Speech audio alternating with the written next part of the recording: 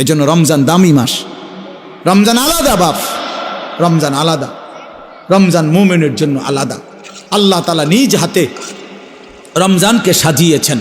আল্লাহ বলছে রমজান আমি সাজাইলাম, এই যে প্যান্ডেল আপনারা সাজাইছেন, রমজান আল্লাহ নিজে সাজাইছেন। আল্লাহ বলে বান্দা দেখো আমার সাজটা আমি সেট আপ করলাম রমজান, তুমি শুনো আমার কাছে।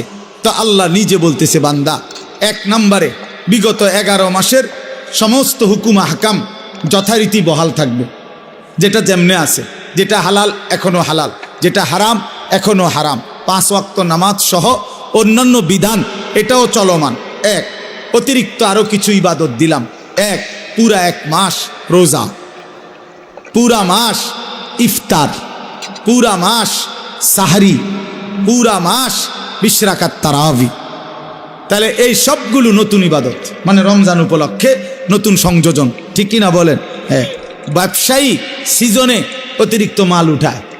এখন কাপড় ব্যবসায়ীরা গিয়া দেখেন 40 লাখ 50 লাখ টাকার মাল আরো অতিরিক্ত উঠাইছে, কারণ তার এখন সিজন, তার এখন কি সিজন। তো আল্লাহ তাআলা বলে বান্দা